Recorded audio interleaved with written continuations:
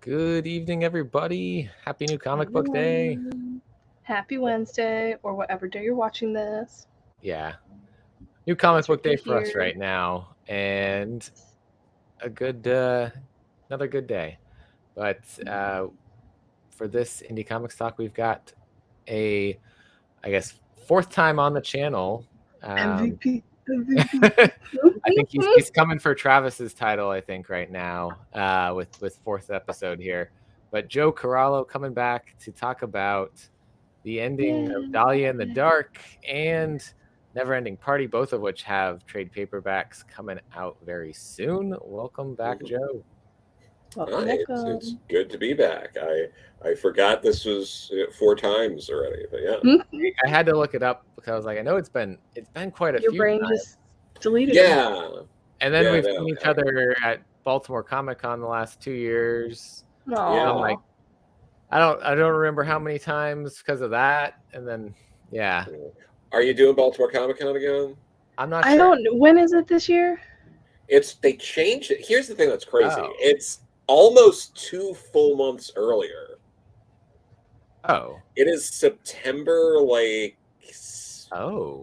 through 9th. Like it's whatever that. Okay. So I might be able to do that then. My friend is getting married late October, and I was like, so maybe I was going to go to GalaxyCon Raleigh because I am going to GalaxyCon Raleigh. Damian Connolly is supposed to go to that, and then he just posted that because of health, he's not gonna be there. So I'm still going to GalaxyCon Raleigh. He's friend of the channel, created our logo for the channel, and lives in Argentina. So it was like, you're coming to the US, I'm gonna go see you at a con. And so he won't be coming to that, so I'm probably not gonna go to that con now. And I was gonna just kind of save up for New York Comic Con, but Saturday sold out. For what? Saturday sold out for New York Comic Con. Oh wait, but you already have free tickets. My friends and I were gonna go, but then we were like, Saturday sold out. I might be helping work a publisher booth. So I will be at New York too. So because that's like my local show, and I already got my pro. I don't physically have my pro badge, but I'll have my. I'm also gonna submit for there's I was looking at their press badges for New York, and it's like press. Then there's content creator badge or something like that. Yeah, that's a Reed Pop thing. I've been seeing them do more recently. Yeah, it's Reed Pop. Yeah, we did Star Wars Celebration, and that was interesting, an experience, ticket wise, and convention control wise. Yeah, it itself was great and phenomenal. Don't get me wrong; it was the single greatest thing I've ever done. Yeah, so I might actually be able to do both then, because New York Comic Con's early October, right? Yeah, it's the 12th, because it's not the first weekend in October for once, because it's not my mom's birthday for once. Yeah, so there's at least a month in between. Yeah, I'm really the Baltimore thing threw me for a loop for a little bit, only because I'm Is there something going on in Baltimore in October? No, well, is there political things happening? Are there speeches and rallies and stuff? Maybe. They used to be in mid September, around then, but then they started moving around because Reed Pop did their I feel like we're trying to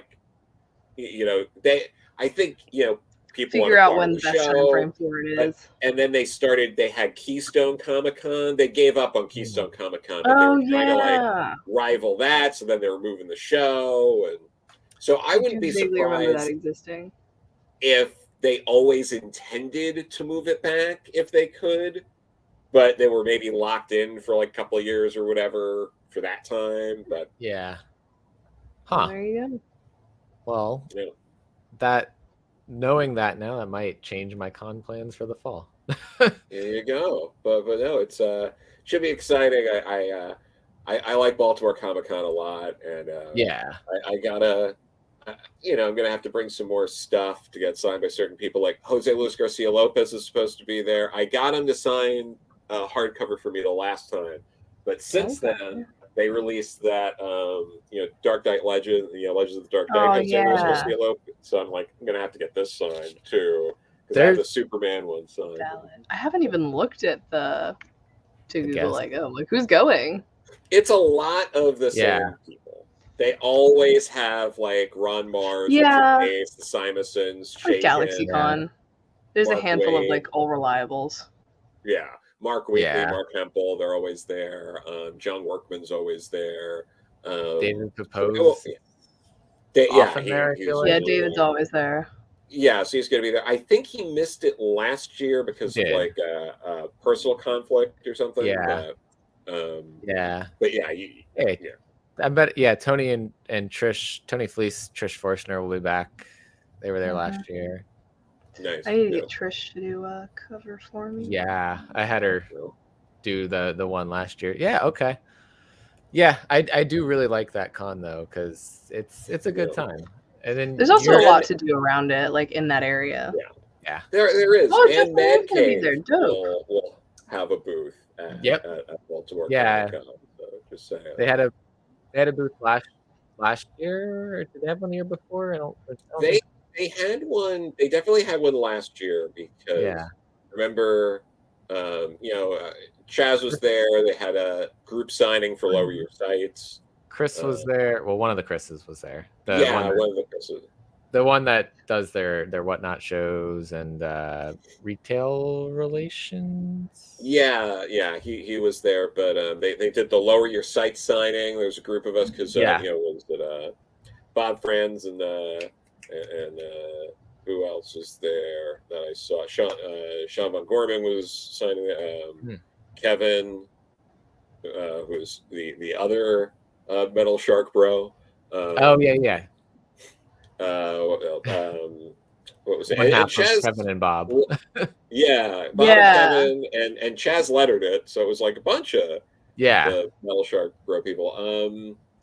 John Casey III was signing there as well, because he also had stuff in Lower Your Sights. That was fun. I'm glad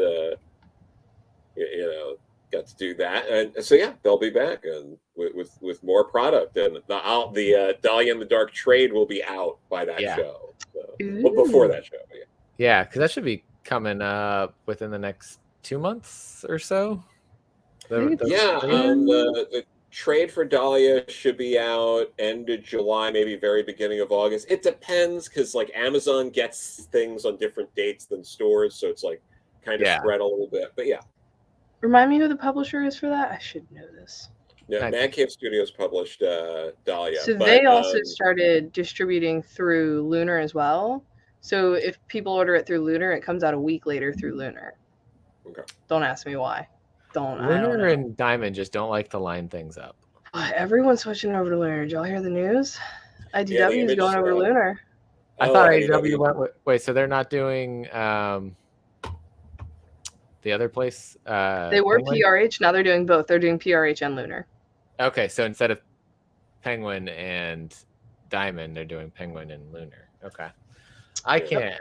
But Lunar's non-Diamond or DC stuff comes out a week later, and I don't know why. Like, Don't Spit in the Wind, the next one came out today, but from Lunar it comes out next week. Yeah, just like don't know why. I saw Kurt, All My By the Horns come in a week later. Who wrote You've Been Canceled from Mad Cave. He said some shops are getting it this week. It must be the Lunar thing. Got ours this week. Yes, I had to think about that. I was like, did I? Hold on, I literally just checked that in this morning. I think and honestly, my last issue came in late, but it came in from Diamond. It could have just been damaged as well. Lots of stuff's been getting damaged by Diamond lately. Yeah, things have been arriving at the wrong time, or damaged, or both. Now it's something. Oh, go ahead. I was going to say, it feels like more so for the non-Big Two publishers. Yeah. There's a lot of things that I've noticed that my shop will get, like smaller publishers, they'll get it 2 weeks late, 1 week late, no explanation. Or and then when it arrives, I had the recover for Iron Man last week on order, and we placed the order, and it was on the invoice, and it said it was supposed to be in our Diamond box, and it just wasn't. There were 3 books that were just missing.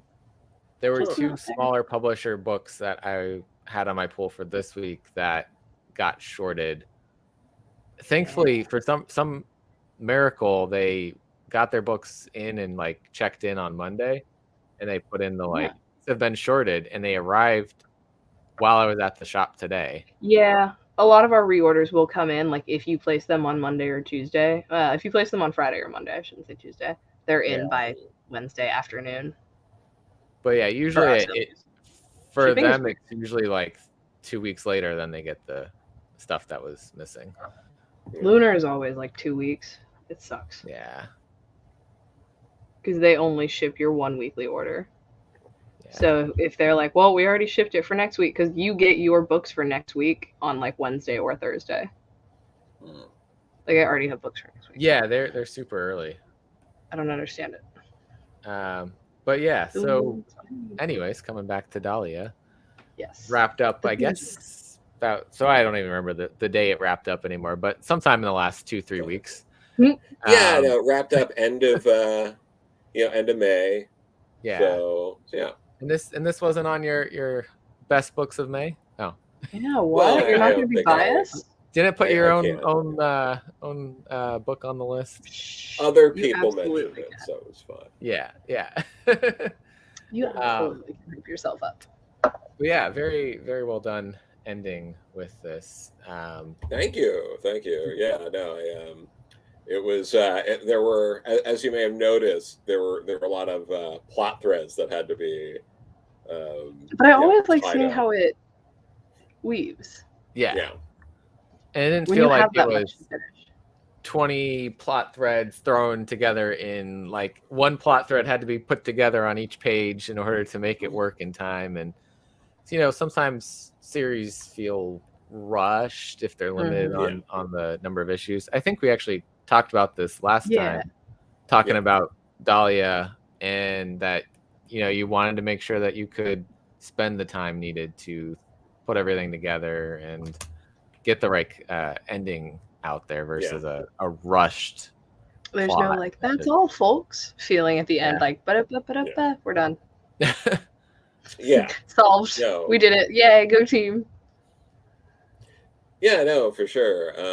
It's funny too, because when we talked in, I think, December, right? Yeah. I don't remember. December 21st. Hey, almost 6 months. So I had already finished writing it by then. So I knew, all the stuff that was going on. So it's just funny thinking about it in that way. So now we're coming back and talking about this, and I still, 6 months later, and the book was done then, and so to be able to actually talk about the ending, it's this thing that I do the ending of. Since, we talk. Yeah, and we couldn't do spoilers at that time because it had just released. It's been a minute, but so it's good to be able to talk a little bit more about everything that happened in there. So light spoilers, anybody listening, but we'll try not to spoil too much because we want people to go out and check out the trade paperback if you missed the single issues. I also think the pacing is going to read really nicely in the graphic novel format. I never felt like we've already said, it never felt like it was being rushed. It never felt like you were trying to force something to come to moment or that high arc of the story. I think it's going to smooth real well. I don't know if that, I hope that's the intention, but I don't know if that's what you intended when you were writing it, but I think it just turned out really well. I really wanted to make sure it would flow nice, and that's why there's a lot of it where I feel like something that's important to do when writing these sort of things are to trust the artist and not put words there because you feel like there has to be words. My least favorite thing in comic books is just you pay them money for a reason. If you want to write a novel, you don't need to explain everything. It doesn't always need a word bubble. Yeah, so I made sure to to hold off on words when it wasn't necessary. So I think it reads pretty. It can be a brisk read, but it's more natural. I feel like. Yeah. Like actually, like kind of like you're having a conversation with the writer in a way. Well, thank you. Yeah. So and it's not like you leave dialogue out either. Like for example, like there's still plenty of dialogue going on without trying to show too much and spoil, but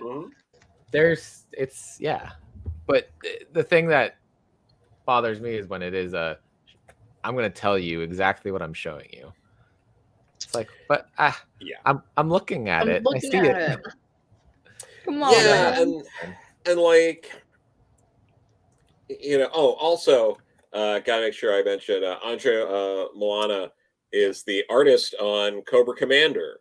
That book that Joshua Williamson is writing over through Image at Skybound. So all the new stuff going on there, the Hasbro properties that kicking off with Void Rivals this week. Yeah, so that's out there now, and so Andre got to go from this to that, so that's great. Awesome. I'm excited. Well, he did I think a one shot or something else to an Image, so this has been really it's been exciting to see. I love his art, so I'm glad it's like resonating and picking up, and people are interested. I'm hoping. You know, that also leads to a boost in interest of people being like, well, what else is this guy doing? They Google the name and they're like, let's read this. Oh, man, I'm loving the art in Cobra Commander and Dahlia in the Dark. Let's check that out. Yeah, and he did such a fantastic job in the book. I think some of the things here that, like, number one, doing all those, like, I think the A covers are all fantastic. You know, I'm holding the Chris Sheehan cover, but you know, again, amazing. I'm so glad I have, you know, Chris's art on, you know, things I've done. That's awesome to have. It really is. Chris But so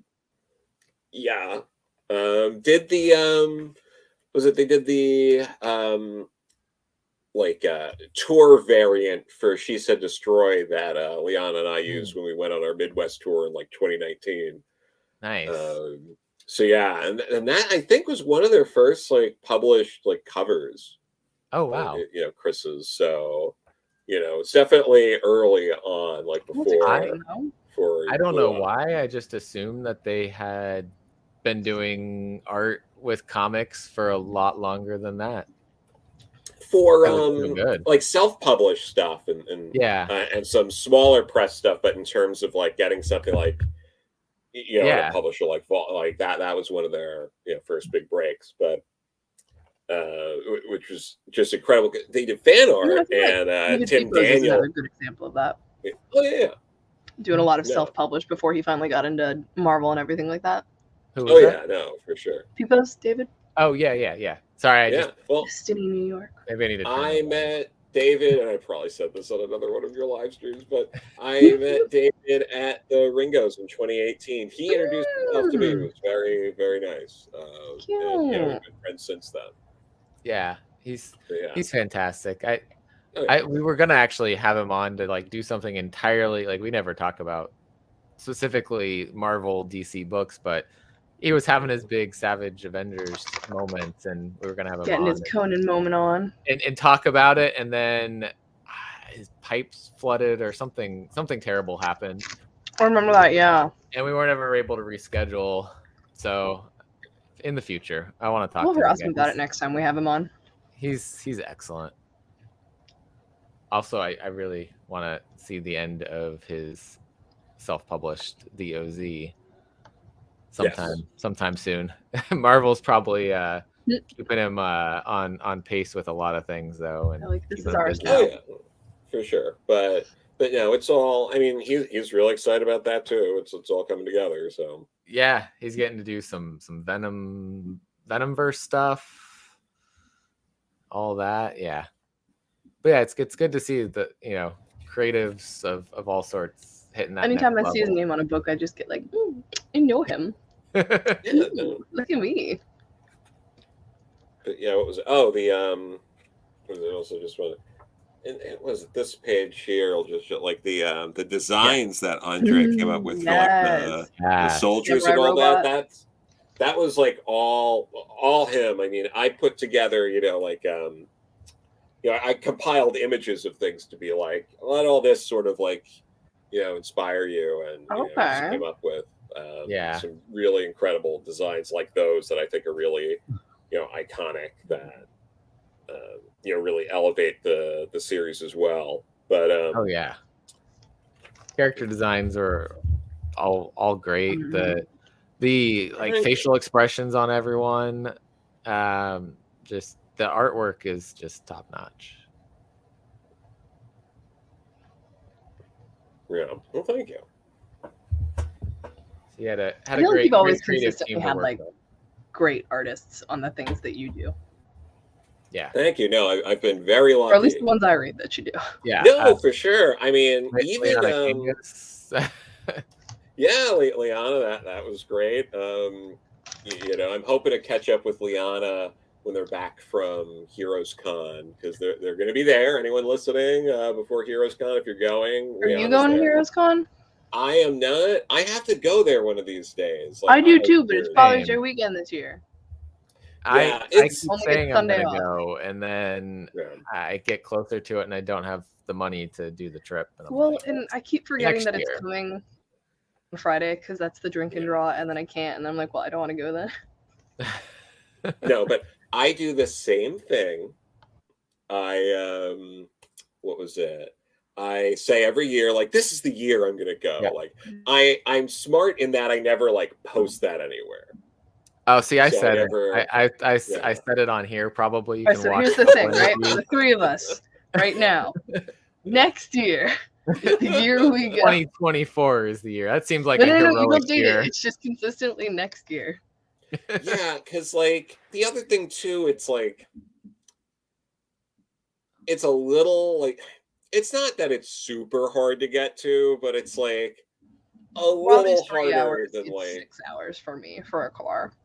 Yeah, so like it's not the easiest to like, like the flights aren't super cheap. Like I can get a really cheap flight to like Chicago or even Seattle or whatever, like just a major hub. So it makes it easier. Yeah. And like I always try to go to C2E2 in Emerald City, because it's like I have family and friends in Seattle and I have friends in Chicago. Right. It makes it easier for me to be like, I can go do that. And then New York is my local show, and then Baltimore is an easy Amtrak. The Amtrak tickets are pretty cheap if you book like a few months in advance. So, even for like a weekend to like go down Friday, come back up Sunday, it's not that expensive if you book out. So I'm like, this is nothing. So all like those are all shows I end up doing, and then some of the other ones I'm like, I don't know. I have to go on a plane pretty much to any show. Yeah, I'm lucky. I get drives pretty much to a good chunk of them. DC, Raleigh, anything within that route. Baltimore. Baltimore's 4 hours if I'm going the speed limit. So, yeah, no, it's I've got Fan Expo New Orleans. That's it. But then you have stuff that's by home, like your mom's home at least. Yeah, I still fly though. Like I flew to MegaCon. That's the thing. I think I overplanned on cons this year. I was like, I want to go to this and this and this. Welcome to my life, sir. I impulsively bought tickets to go to Nashville like a month before Nashville, a month after I came back from London, because I was like, but Star Wars. Yeah. That's okay. I was like, this seems like a good idea.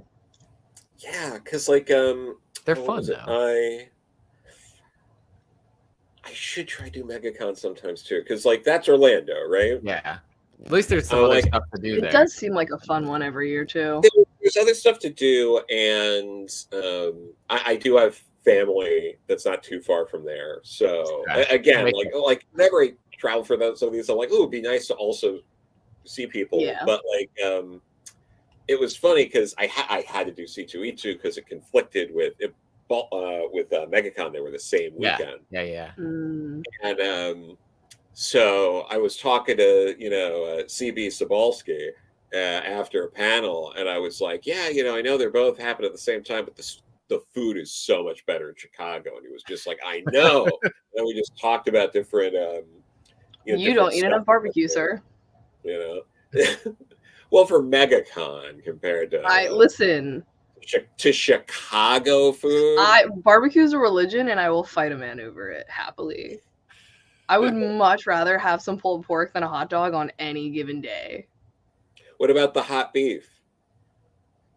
Is that spicy beef? It can be spicy. I don't eat spicy food. I'd still rather have barbecue on It's basically Chicago's like Philly cheesesteak. Listen, I'd rather have barbecue than a Philly cheesesteak. And I am a Philly fan. There's very few things that I will pick over it if it's actually good Florida barbecue. Let's say I did not do a lot of eating at MegaCon. I flew in Friday night late, went to the hotel, slept. Gotta go Bonos.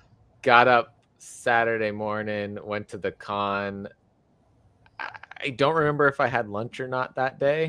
No, you never have lunch at conventions. I had breakfast. I don't eat at cons. I don't understand how people have time for that. I didn't. I don't think I did. And then I went to like a local restaurant that was right by the con. Wasn't bad. It wasn't good. It was food. It was. And then the dinner the next day was at the airport at a Chipotle that was missing half of their ingredients. They had no rice. Huh, that's not great. No,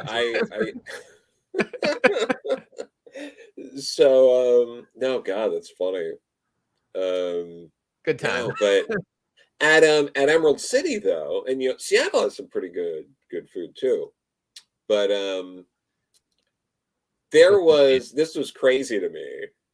They had like a pot pie food cart in like the back of Artist Alley for one of the days of the show. And it was like, it's crazy. I was like, all right, this like pot pie. And it was goals. like, especially if it's cold, if you're in Chicago, goals. I would fuck around and find out with that. Mm-hmm.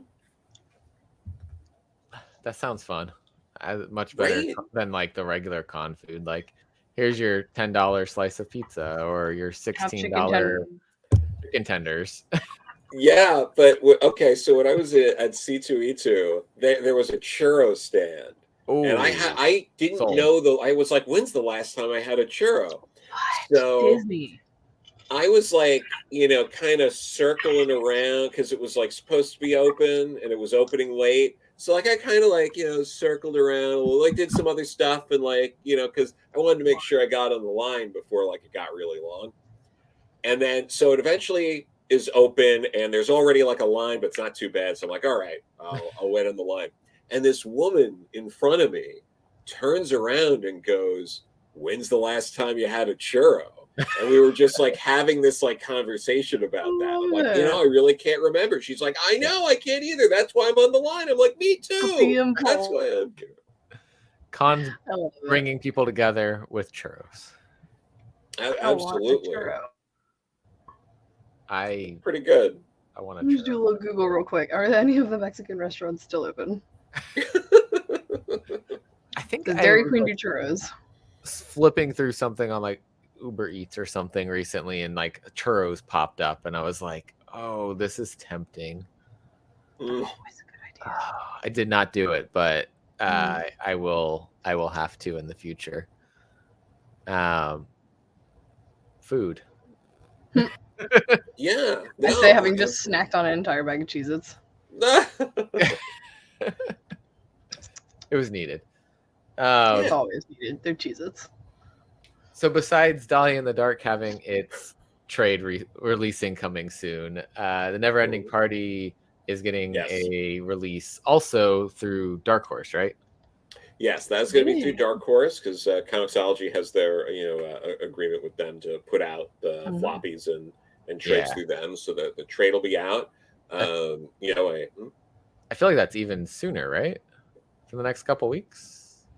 Yeah, it should be out early mid-July. Okay.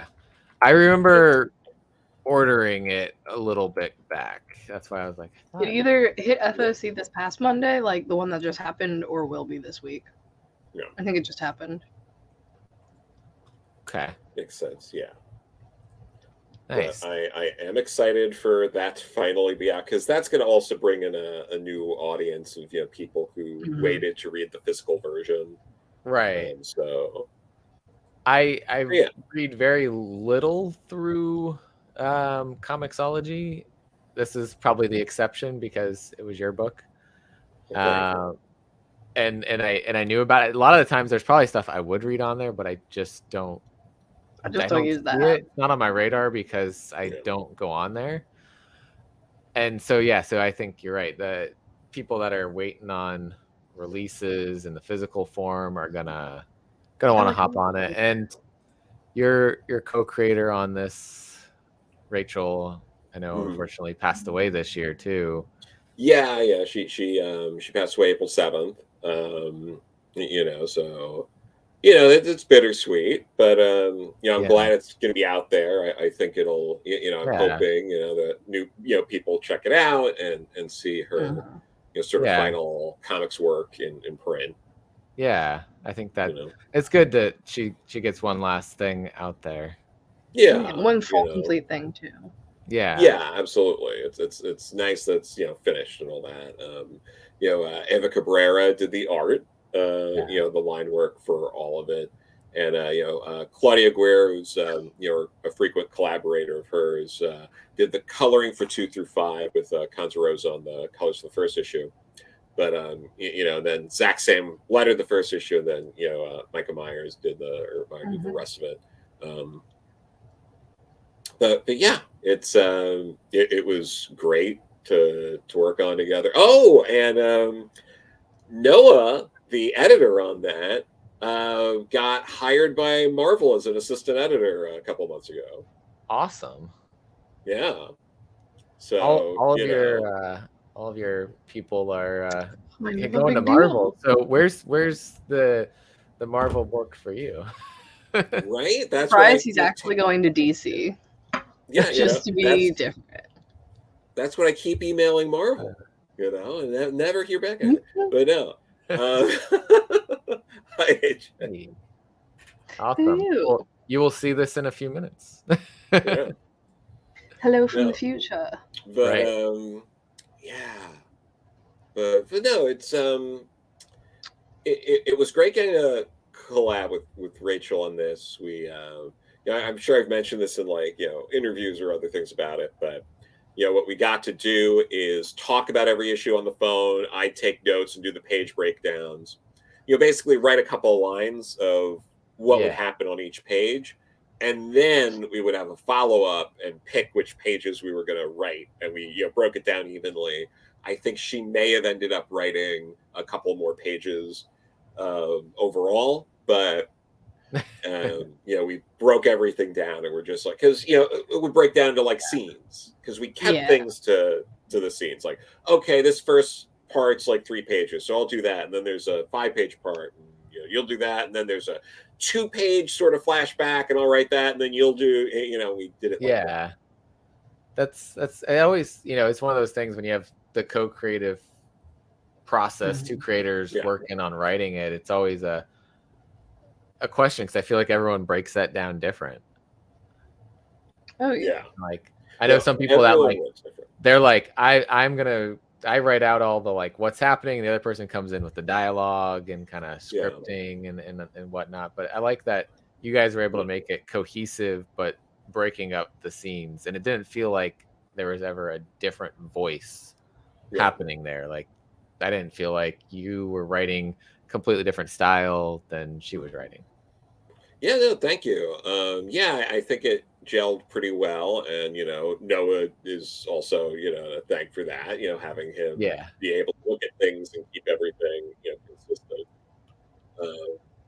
really helped. And then I think at that point it's probably the best thing Eva had drawn up until then. I think she really nailed it. Fantastic. Yeah. Again, your art team just you tend to pick good artists or whoever is in charge of that. Well, thank you. Yeah. No, for sure. In that instance, I made it a point to get Ava because I had edited her on Oh Shit, It's Kim and Kim. We kept in touch, and I had her in the Deadbeats anthology. She's in both of them, but she was in after the first one. I had her start working on this. I think it was in between the first and second Deadbeats anthologies. Since we'd stayed in touch and all that, and I was able to get her, and it really worked out. Cool. With everything releasing through Comixology first, did you feel like it was any different with that process versus going through traditional like single issues and then getting your trade in the physical form? Yeah, I mean it's the same. It's it's the same and it's different. It's it's not like I can go to the shop and see it or try to work out a signing those digital copies. No, but it's the same sort of elements of it. I'm excited for the trade. I'm excited to hold a copy. There's a lot of people that just read trades too. That's it. That's their whole market. Yeah. Go to like Barnes and Noble and pick up the comics from there. Yeah, if I was just a reader and I wasn't also trying to like keep on top of the industry for various reasons, I would also probably just read the trades. That's my preferred way to do it. Trades, omnibuses, all sorts of things like that. Absolute editions and love the bang for your buck. But fancy image hardcovers. Yeah, those are cool. I have the Absolute edition they did of Sword, that Luna Brothers book, and the big slipcase. It's so good. I love that one. I do not know that one. I don't think I know that book either, but it's really good. And I have a giant copy. You said Sword? Yeah, I'm pretty sure it's. All I can think of is the X-Men Sword book right now. The Sword? Well, it's the Sword, but The Sword. Okay. That's all I can think of. My brain will not pull any other images to the forefront. Okay, so to give you an idea of the Sword, which I love, and I will also push here, it's the story of like this family who get attacked by these super powered sort of beings that master different elements to get, because they're looking for this sword.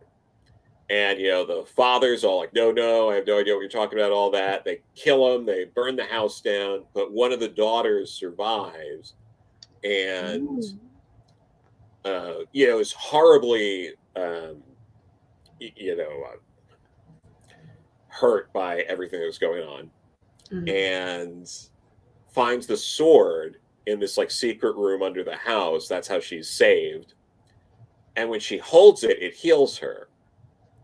So now she's like on the run from these different beings that are trying to get this sword, and she can't die if she's like, it's this whole thing. It's really, really when good. Did this come out? Years ago. I say that like it was like a billion years ago, but it came out like 07, 08, around then. Okay. I think I found the version you were talking about.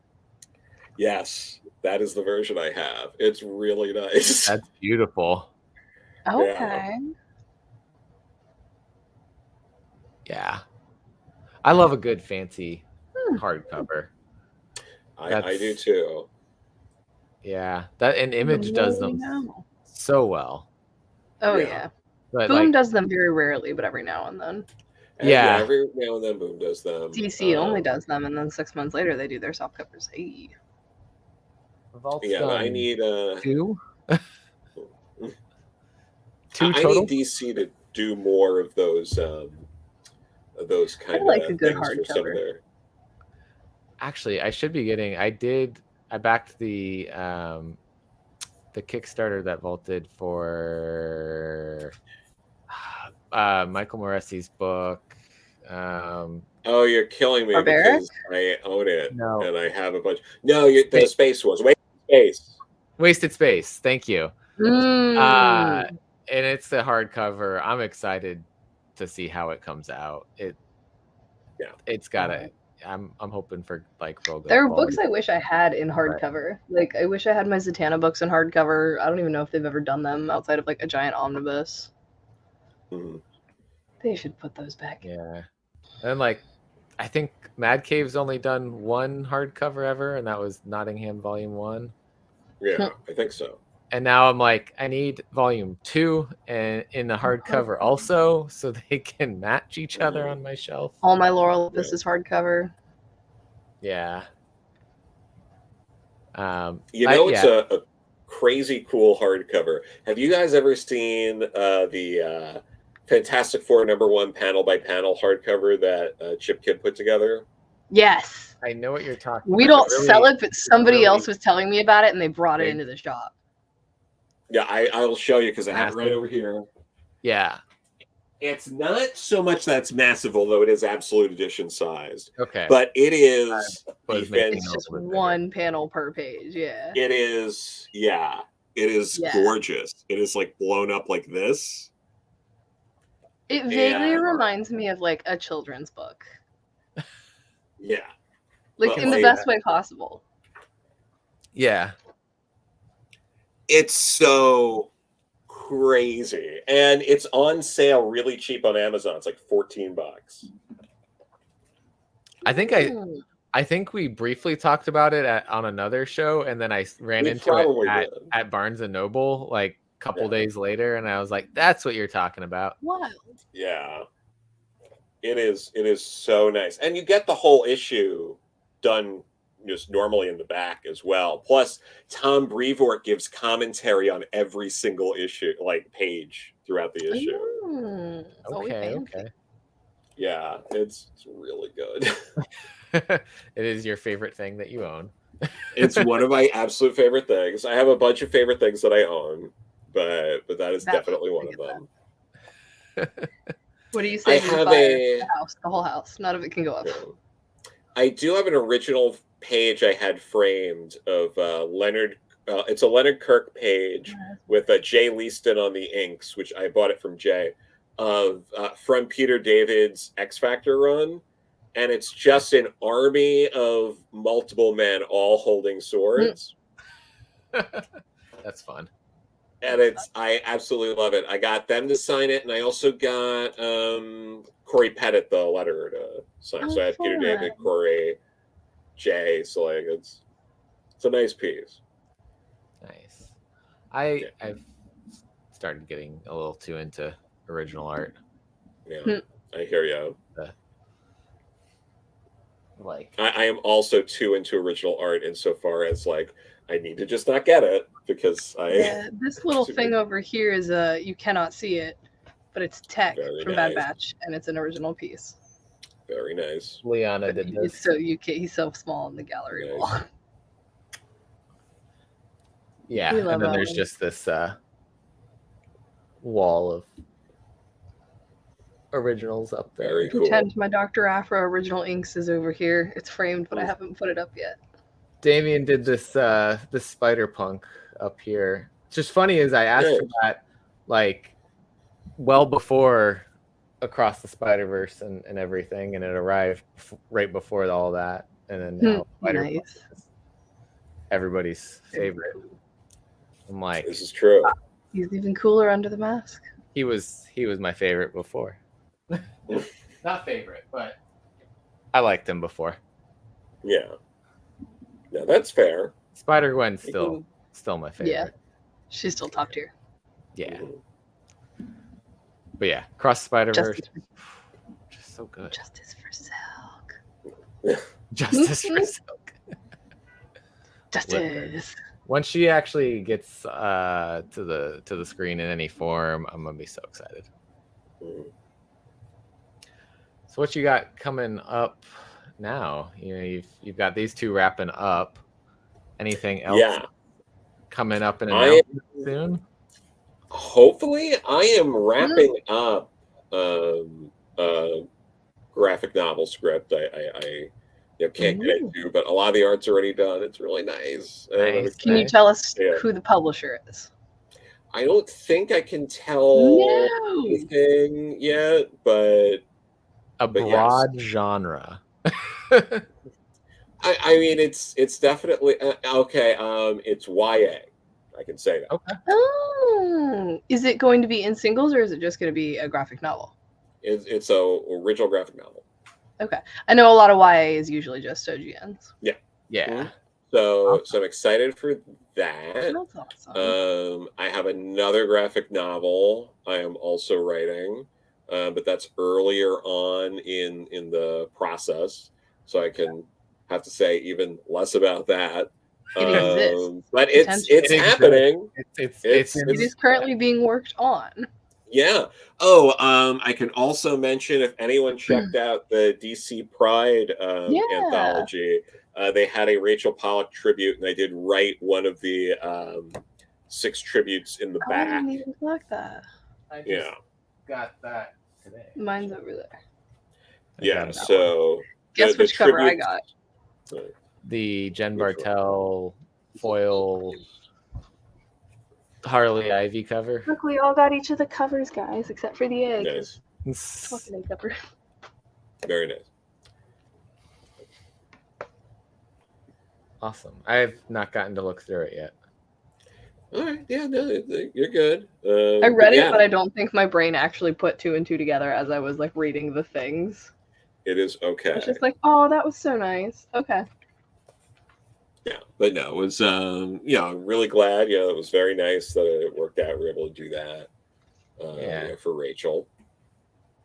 So that's also something that I believe Archie is putting out a trade of the different horror one shots they did last year, and I wrote 2 of those. So so for the people who didn't pick up the issues, you're getting the trade. Like I'll have 2 stories in that. Get everything. The Archie stuff has been shockingly good, and I don't know why. Like, obviously yours are going to be good, but like everyone else's are great too. Yeah, Archie horror just works. I did not expect that going into this year, and as I read more of them, I was like, "This is fun." Mm-hmm. Absolutely, it's always good to be pleasantly surprised by comics. Yeah, and what else? So I have that. I'm editing another series, so hopefully that'll be announced in the next few weeks. So yeah. I mean, I'm keeping busy with that stuff, and then I'm always in talks with people. There's a one shot I'm looking to do that I'm hoping to have out towards the end of the year, but it's all going to depend on. Still in development. Yeah, it might be pushed to next year, but I'm excited for that. I'm also working on something that's a bit more collaborative. So we'll see how that comes out over the next few months or so. So I am keeping busy with comic stuff. Yeah, doing we'll have more to talk about next time we bring you on. Well, thank you. Always good to be busy with a lot of different things going on. Yeah. Well, thank you. And your con trips and everything coming up too. That'll see if we can all end up in Baltimore together again. Yeah, no, that'd be great. I'm definitely going to to be there all day Saturday again. Okay. Because that's usually what I see. Saturday. Yeah. Do I have anything in September? Now I gotta look. Yeah. Now I'm like, it's all right. So far away. And actually, I wonder if that falls around when's Labor Day? The 4th, the weekend before. If it's the 9th. Yeah. That would have been too perfect if it fell on travel would have been more expensive that weekend. No, because I went to Nashville when it was Memorial Day weekend, and I was like, oh, I have Monday off. I can stay and hang out with my cousin for an extra day. $400? Fuck no. Oh God, yeah, no. Yeah, it was like Never $100 mind. and some odd to fly out on Sunday. I was just thinking because then I have Monday off, and it's unless you were gonna fly back on Tuesday. Because I had that same thought. I was like, oh well, it's just a Monday. Like I could just hang out with Joshua and Michael and fly back on Monday. It'll be cheaper. No. Nope. $1 not cheaper. Yeah. So you said New York, were you planning on tabling and going as professional there, or yeah, definitely. I'm definitely gonna go with a pro badge, but yeah. I'm sure I'll do some stuff with like the Man Cave booth and anyone else who might be there that I'm working on stuff with. So awesome. Yeah. I wonder if Vault does Vault do New York? They did last year. They had a small press. That's where Lewis got my pins from. My Owen Axe pin. Yep. I got mine. Do you go with your pro badge? I got mine with their. It was like their last one they sold on Whatnot. I was like, I need this axe pin. I will fight for this. He's still my favorite thing. I love him. What was it? Adrian was also there at New York. Okay. Yeah. They're like all over Twitter. I always see them and occasionally interact with them. But the Adrian and Damien, I haven't seen Vault at a con that I've been to. No, they really only do the big ones. Yeah. I've seen almost every other publisher, like small publisher. I don't know if that makes sense. Like AWA, Mad Cave, Sumerian, Scout. I don't know if I've ever seen Sumerian at a con. I'd have to think. They're not at my cons. They go to New York. Okay. I think they do. It's really a lot of location based. Like they do the where you are along the bottom of the coast and all that stuff, California and New York Comic Con. Yeah. Okay. They were at MegaCon. That's how I've seen them. Because I've never seen them at either of mine. Yeah. They also do the big ones like Vault, I think. Nice. But yeah, I mean, it's good to see the publishers out there and reaching people. Yeah, definitely. And then doing signings to promote and all that. Because cons are just sometimes like at MegaCon, I felt like you just see people like running past like all of the comics and going to the all the celebrity things and such. But then you catch a couple, you'd see them catch them and it's like, wait, hold on, there's comics here and this is cool stories and bring people into reading comics. Just it's good. Good to reach new people that way. Absolutely. Hey, look who it is. It's Alan. It's my twin. So we discovered when he came on one of the times to talk about Hocus Hocus. Same glasses, haircut was very similar. I just was missing all the tattoos. Someday. He told me don't do it. It's not worth it. All my tattooed friends would say the opposite. No, I don't. But yeah, good to see him in the chat. But yeah, hopefully the cons actually work out now that I know when Baltimore is, because weirdly early. That would be the only con that I've gone to like 3 years in a row. If I did go to it. Because it was like the first con back after COVID, and I really hadn't been to but a tiny con pre-COVID. Yeah, and we went squad deep. And now I just love going. Yeah, we went with our whole D&D crew. Nice.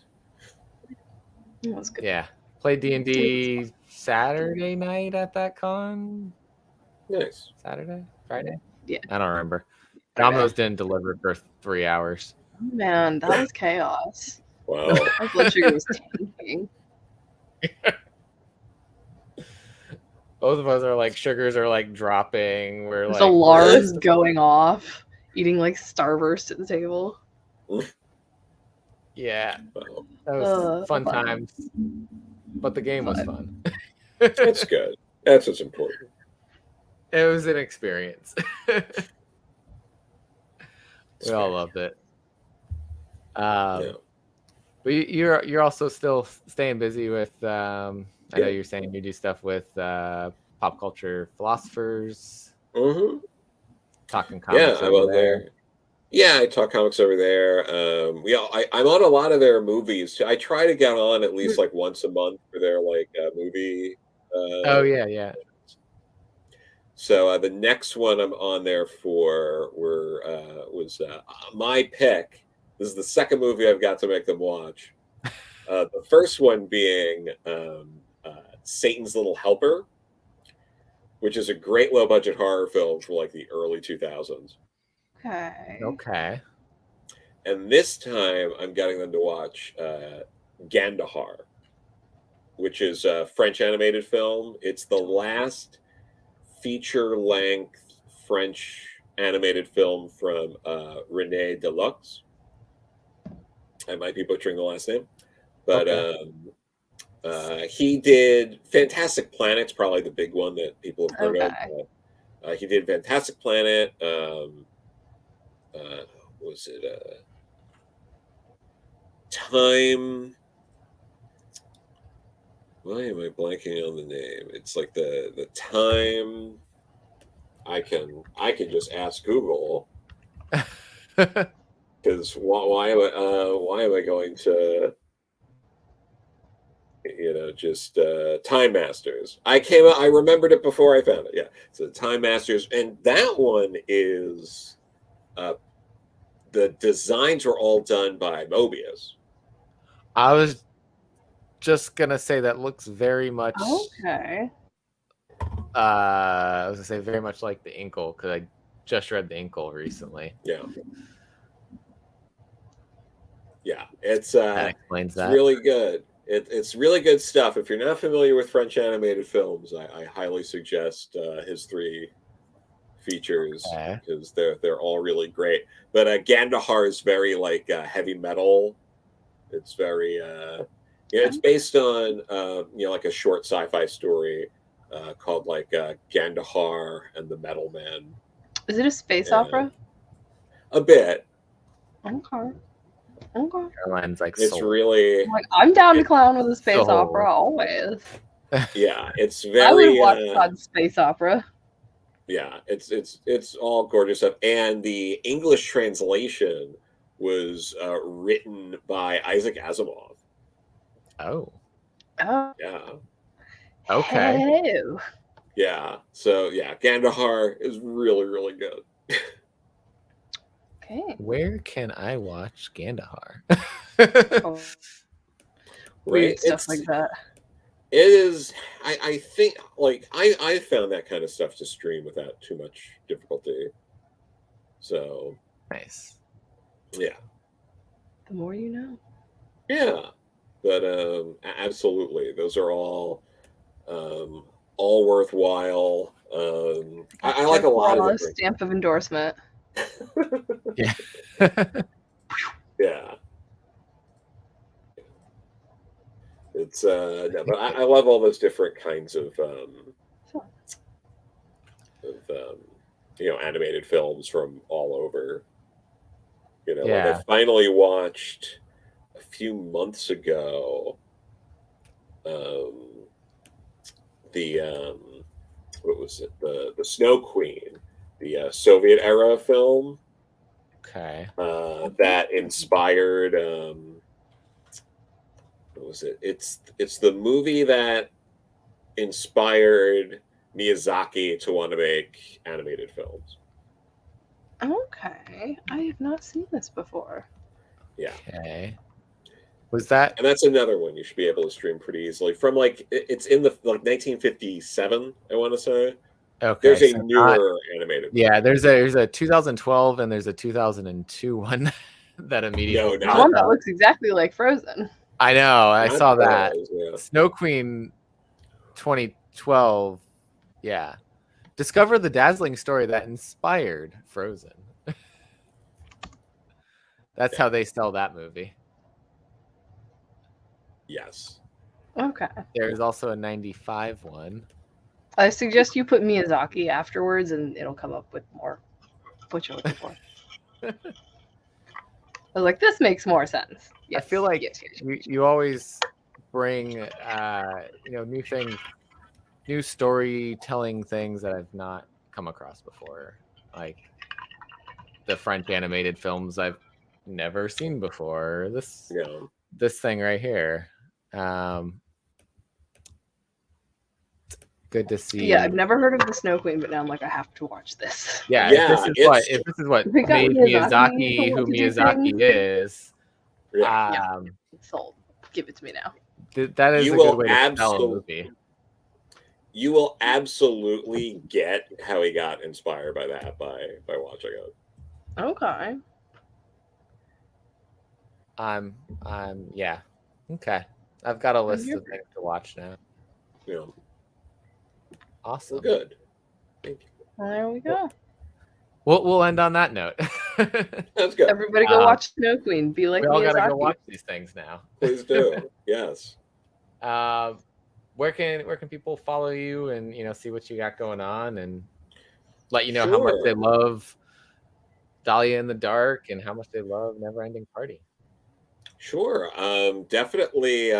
If you want to tell people about loving Dahlia, make sure you let Man Cave know, so you can find them all over social media, Man Cave Studios. I'm on Twitter at Joe Corallo, as you see right there, JoeCorallo, and I'm on Insta at Corallo Joe. I don't post there often on Instagram. I don't really post in general. Same. It's mostly retweets and sharing stories I'm tagged in, but you can find me there. So it is an option. Are you there? Yes. Are you there? It's you're like the reverse you over on Instagram. I mean, the lights are on, but nobody's home. Exactly. Is it like the Bizarro Joe Corallo over there? I guess so. The real Joe Corallo. Flip-flopped. But yeah, thanks again for coming back. Thanks for having me. Always fun to hang out. Number 4, I guess. Do we have to do like an SNL thing next time? You join the 5-time club. You got to get the 5-timer jacket. I don't know. I'd be happy to. What was it? I was just looking at a tweet that was referencing the Liza Minnelli tries to turn off a lamp sketch earlier, which is one of my favorite SNL sketches. I want to go watch that now. Yeah. We get an SNL hole now on YouTube. Oh yeah, those are dangerous. I do it sometimes. I just sketch after sketch, and it starts with the "I love surprises," and it just spirals from there. That's one. Love Kristen Wiig. And thanks everyone who's been watching live, watching this later. Our one Twitch viewer. Thank you. Yes, thank you. Every time there's one, and so I never know, but I think it's my friend Hazain. If it's you. One time it was not. If it is my friend over there. If it's not, different hand for the what's up. Got it. Yeah. But yeah, enjoy your comics today. Go read some awesome stories, and we'll catch you tomorrow night at 9 p.m. for our rescheduled interview from last week, because nature hated me last week and knocked out my power. You lost your power and then some. Yes. Although we have storms coming tonight, so we'll see. Yay, Mother Nature. Have a nice night, everybody. Yep. Night. The wrong button. How about this one? There we go.